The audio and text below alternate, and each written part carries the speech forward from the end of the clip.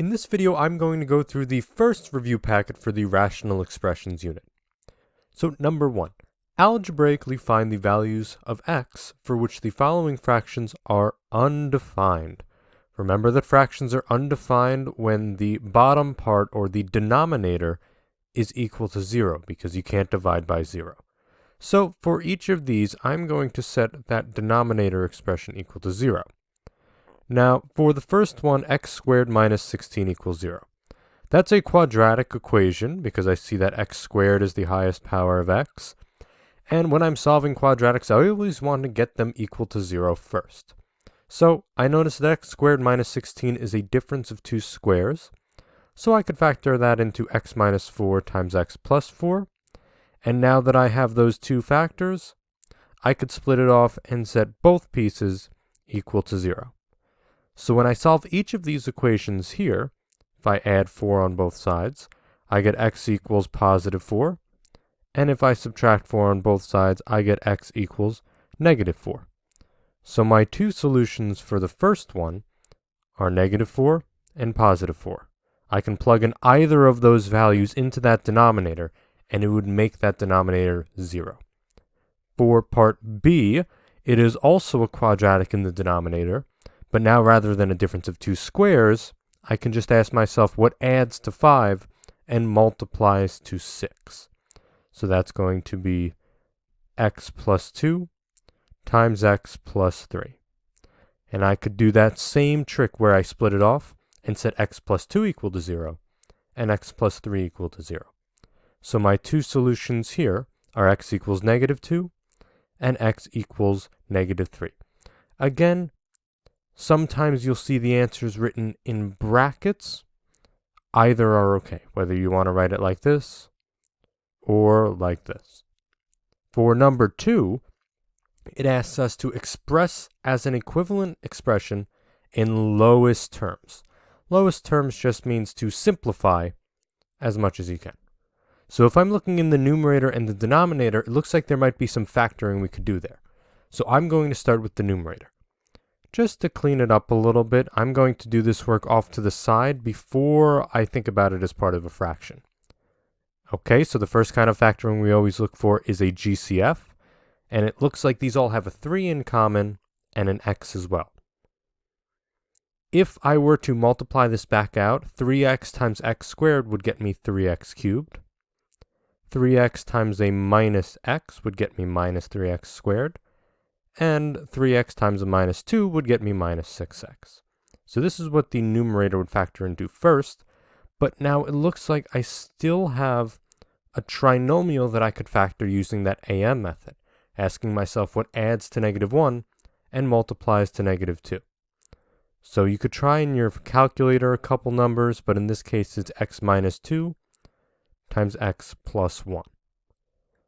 For the denominator, I'm noticing that I have 4 terms in that denominator. And if I'm factoring something using 4 or 6 terms, remember that's always going to be one of those grouping problems, where I can group the first two, pull out a GCF. In this case, it's x squared, and I'm left with x plus 1. And from the next two, they both have a 4 in common, but I'm going to pull out a negative 4. Because I know for factor by grouping, I need to get these two sets of parentheses to look the same. So if I divide out a negative 4, I'd be left with a positive x and a positive 1, which is exactly what I want. Now, they both have a GCF of x plus 1 that you could pull out. And I rewrite my leftovers. That x squared minus 4. And remember when you're factoring, you always want to try to factor completely.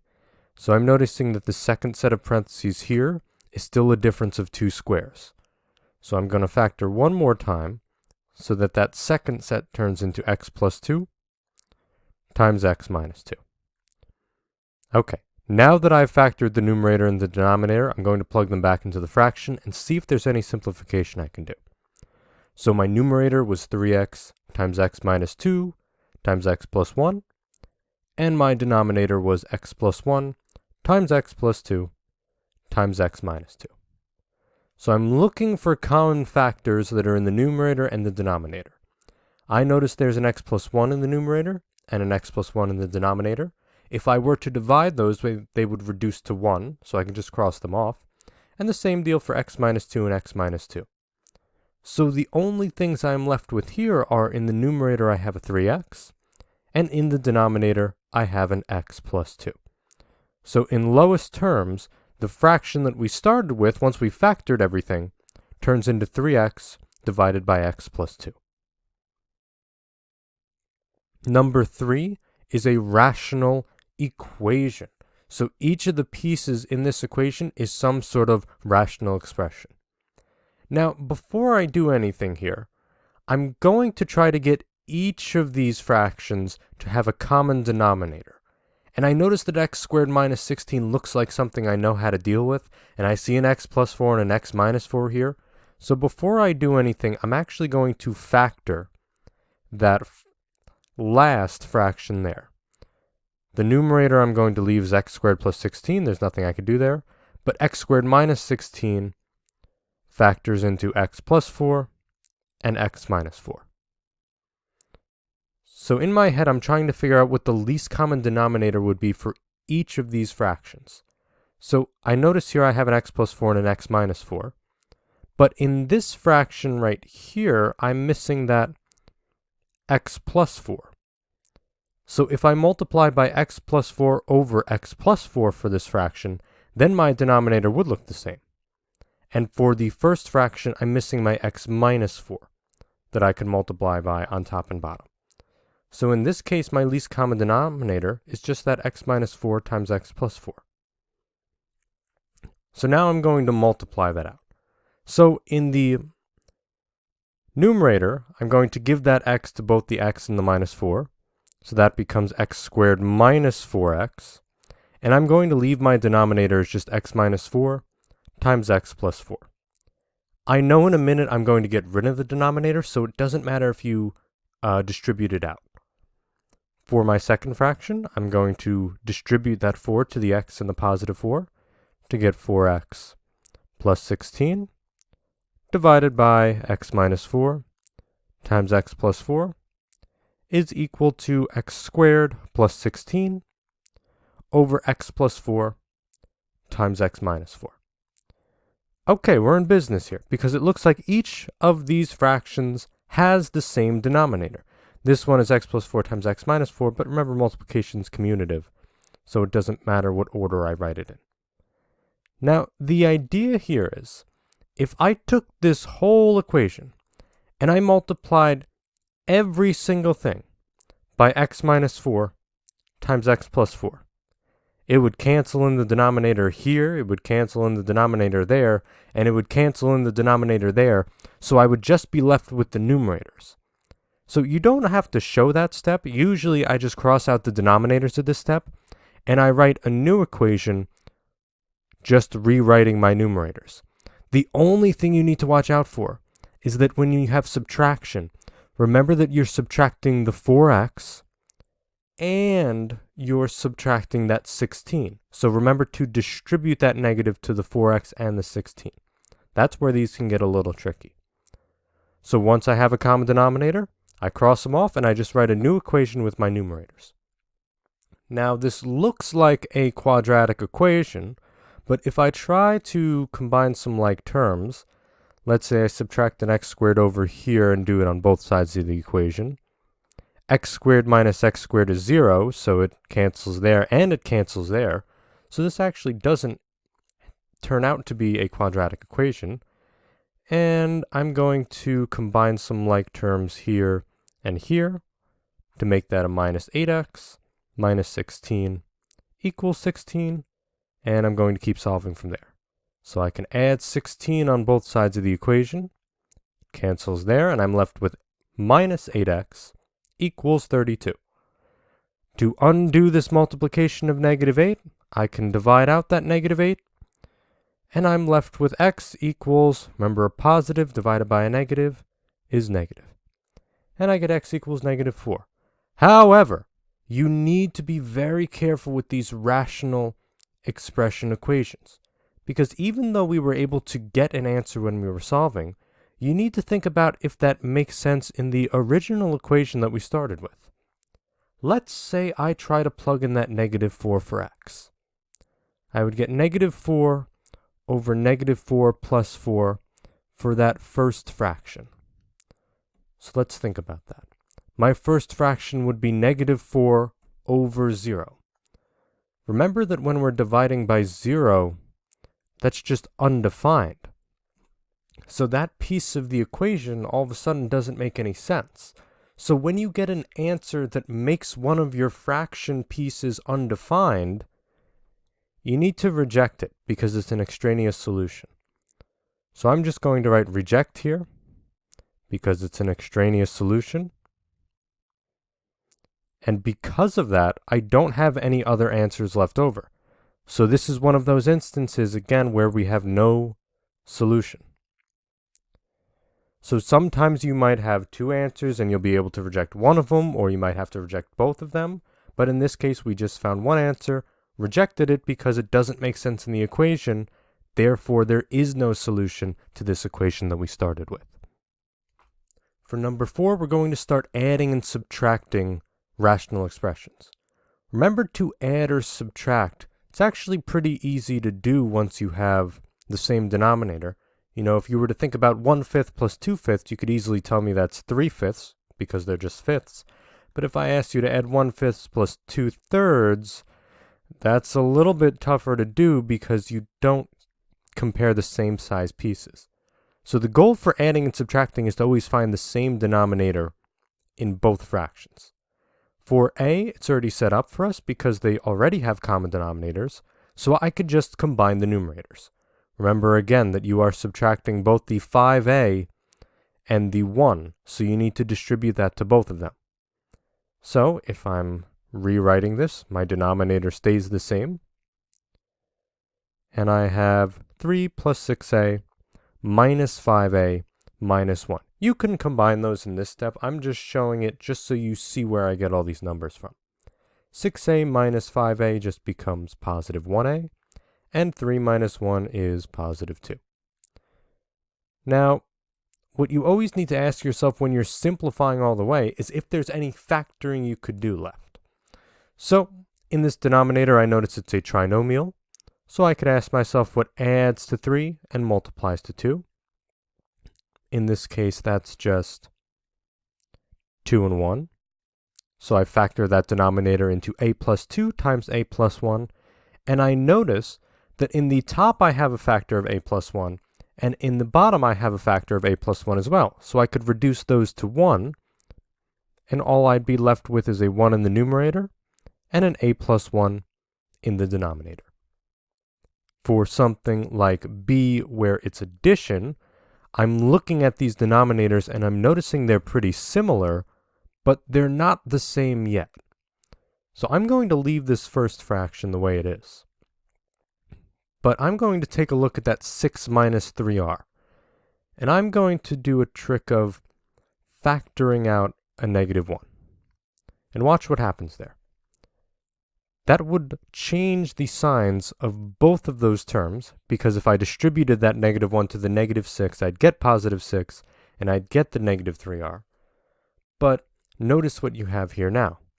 Minus 6 plus 3r, well, usually we wouldn't write it like that. We would write it as 3r minus 6. And now, they almost are the same. So what I'm going to do is I'm going to take that -1, and I'm just going to move it to the top instead.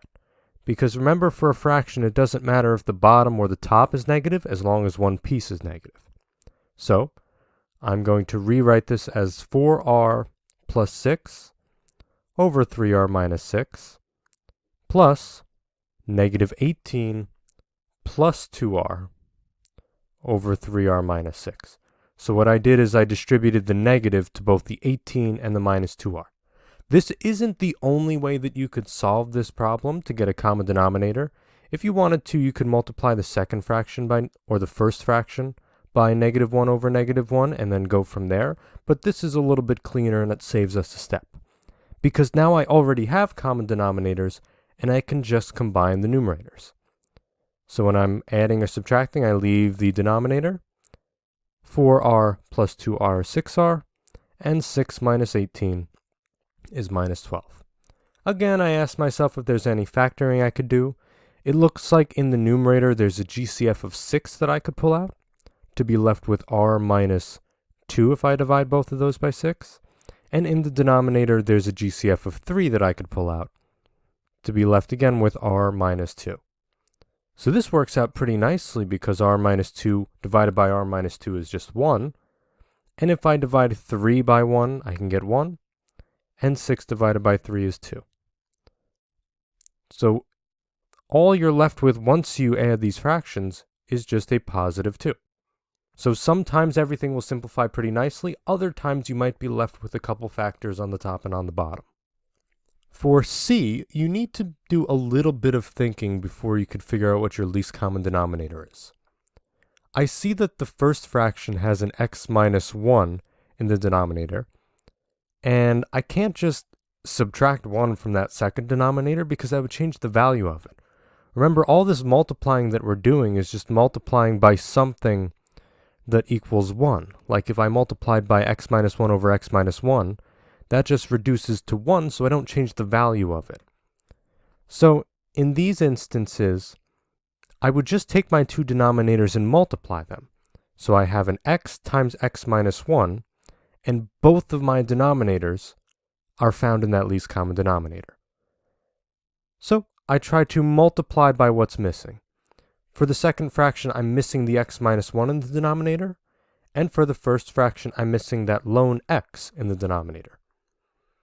So my numerator for the first one becomes 3x over x minus 1, minus, if I distribute that 2x minus 2 over x times x minus 1.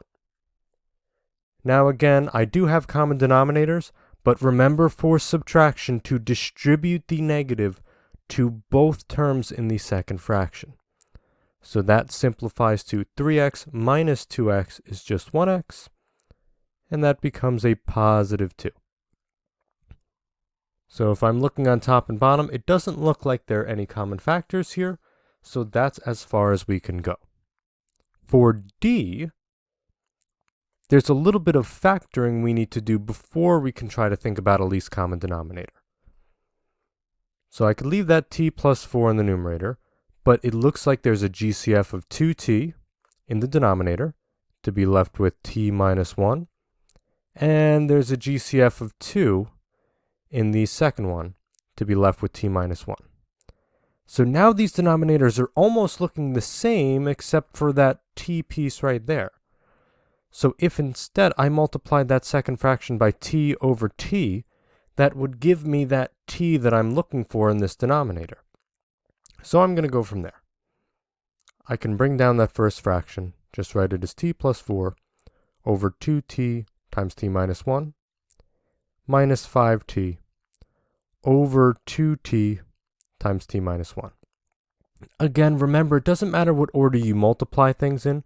I just move that t next to the 2 so that I can clearly see that these are in fact the same denominator. And when I combine like terms in the numerator, t minus 5t is a negative 4t plus 4 over 2t times t minus 1. Now that I've combined, I ask myself, is there any further factoring I could do? Well, now in the numerator, I do have a GCF of 4. I'm going to pull out a negative 4, though, to keep that first term positive. Watch what that does when I do it. If I pull out a negative 4, I'm left with positive t minus 1 over 2t times t minus 1. So I notice now that t minus 1 over t minus 1 reduces to 1. So factoring out that negative 4 helped me out a little bit. If you don't see anything canceling, try pulling out a negative GCF, and that might help you out a little bit.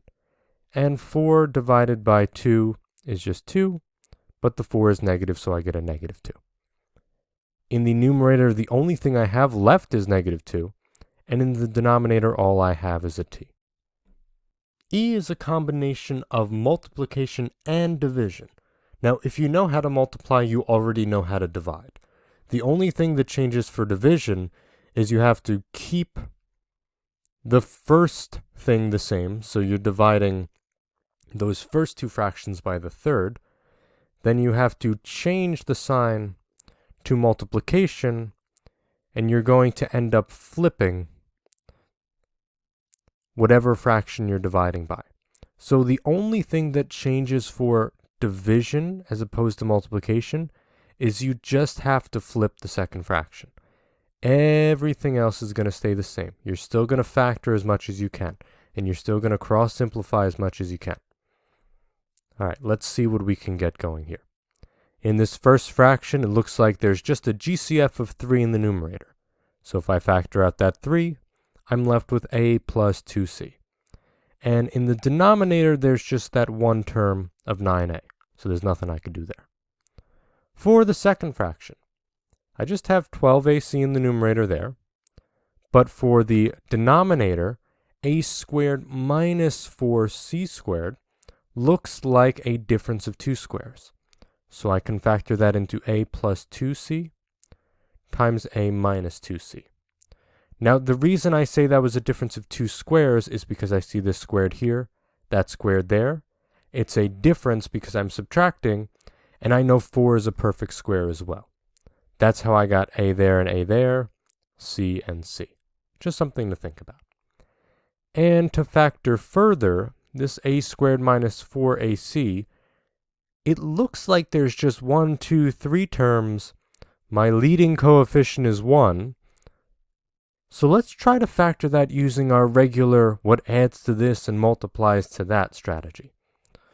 So I'm going to set up my two sets of parentheses, a and a, because I know they need to multiply to 1a squared. And the numbers that multiply to 4 but add to negative 4 would be negative 2 and negative 2. Remember that a negative times a negative is a positive. However, I don't just need them to multiply to positive 4. I need them to multiply to positive 4c squared. So if I have a c there and a c there, then when I go to multiply those, I would get that c squared. That's how I fix that problem when there are two variables in my trinomial.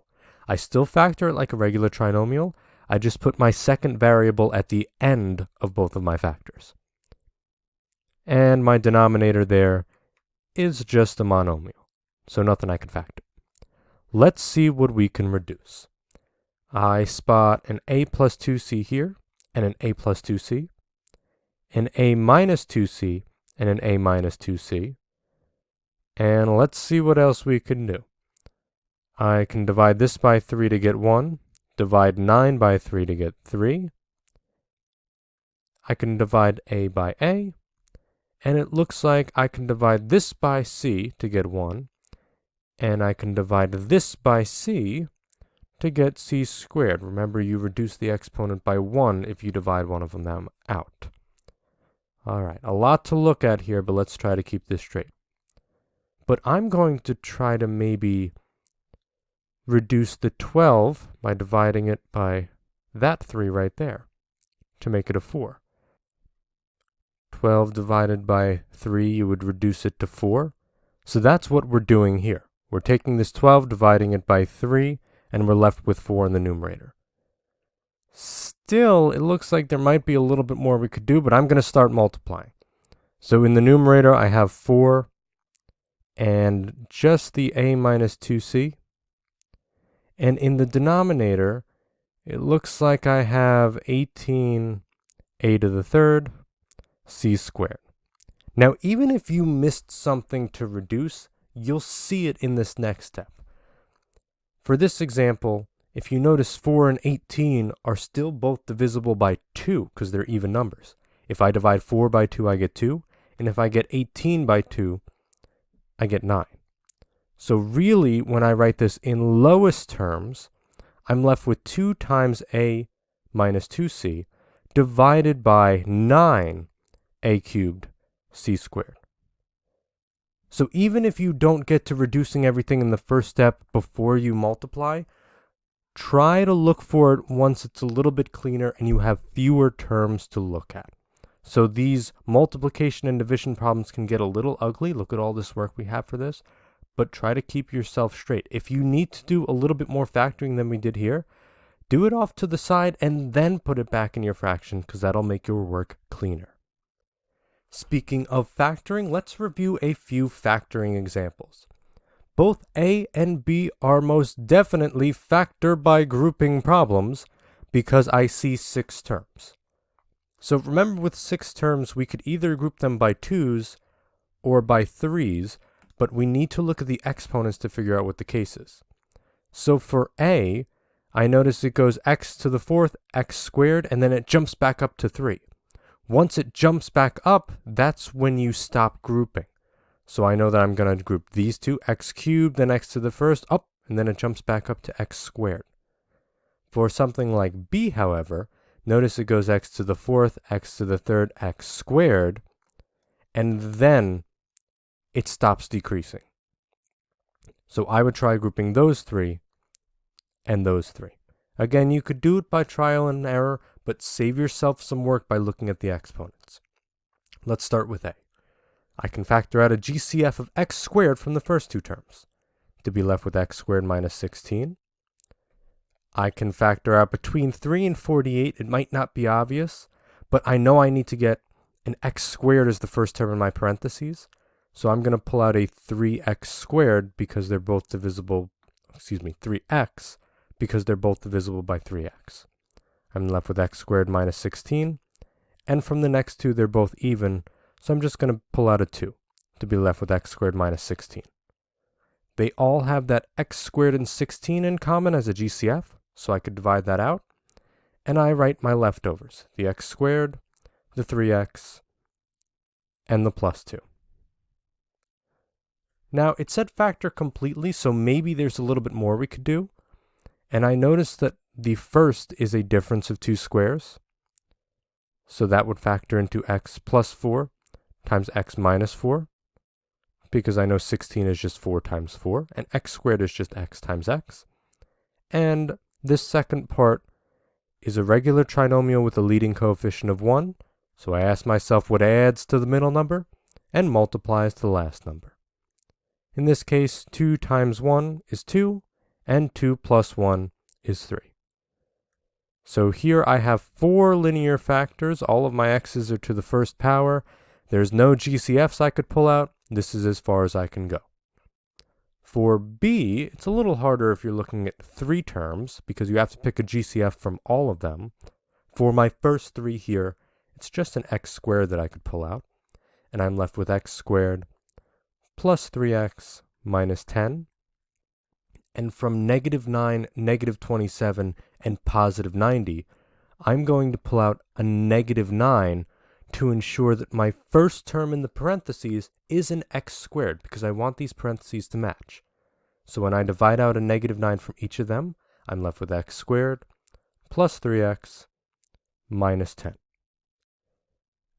And again, I noticed that they both have that factor of x squared plus 3x minus 10 in common. So I try to think of that as that GCF that I'm dividing out of both of my things. And I'm left with x squared minus 9. Just whatever your leftovers were. And of course, there's a little bit more factoring we could do here. Again, we asked ourselves what adds to 3 and multiplies to negative 10. In this case, it's positive 5 and negative 2. And the second set is another difference of 2 squares, because x squared and 9 are both perfect squares. So for grouping, if it's not working out, if you're trying to group it by 2's, try to group it in groups of 3's, and that might make your life a little bit easier. For C, I can't use that other AM method that we've been using for all these other trinomials because I have a leading coefficient other than 1. So I have to use the AC method here, where I take my first number and multiply it to my last number to get negative 42. And I ask myself what multiplies to negative 42, but adds to that middle number of negative 1. So in this case, it's negative 7 times 6 and negative 7 plus 6. You could play around in your calculator a little bit to figure out the factors of 42 and find a pair that works. So I'm going to split that middle term. I'm going to rewrite my 3a squared minus 7a plus 6a minus 14. Now, it doesn't matter what order you write the 7a or the 6a in. Regardless of how you write it, you'll still be able to group correctly. What I do notice, though, is that I've got a 3 out in front and a 14 in the back, so 7 might factor a little bit better with 14, and 6 might factor a little bit easier with 3. So I am going to rewrite it just so that I don't have to think as hard as I'm factoring here. So plus 6a minus 7a. Okay, now I'm going to group because I have 4 terms. I take the first 2, I take the last 2. I could pull out a 3a from the first 2 to be left with a plus 2, and I could pull out a negative 7 from the next 2 to again be left with a plus 2 in the parentheses. I factor out that a plus 2 that they have in common, and I'm left with 3a minus 7. Those are my 2 factors. I scan real quick to see if there's a GCF. There's nothing I could do there. Now D is where it might get a little ugly, because if you look at something like D, it might not be readily obvious what factoring method to use. But if I gave you something like u squared minus 22u plus 40, well, we could factor that like a regular trinomial where we ask ourselves what adds to the middle and multiplies to the end. We could actually do that same trick here, because we have something squared minus 22 times that same something plus 40. So I'm going to make a substitution. I'm going to say let u equal x squared minus x. And everywhere I see that x squared minus x, I'm going to replace it with u. So now I have u squared minus 22 times u plus 40. Well, I know how to factor this. I just find factors of 40 that add to negative 22. In this case, it's negative 2 times negative 20. Remember that a negative times a negative still gets me a positive. So I factor into u minus 2 times u minus 20. So it wasn't bad so far once we've made that substitution. However, they didn't give us a problem in terms of u. The variable they used was x. So we need to plug that expression back in for u in order to keep factoring. So I'm going to write x squared minus x instead of u, minus 2. And instead of this u right here, again, I'm going to replace it with x squared minus x. Now I'm left with 2 trinomials, both with a leading coefficient of 1. So I could use the AM method to keep factoring both of these. If there was a number out in front of the x squared like 2, then I would have to use the AC method. So just be on the lookout for that.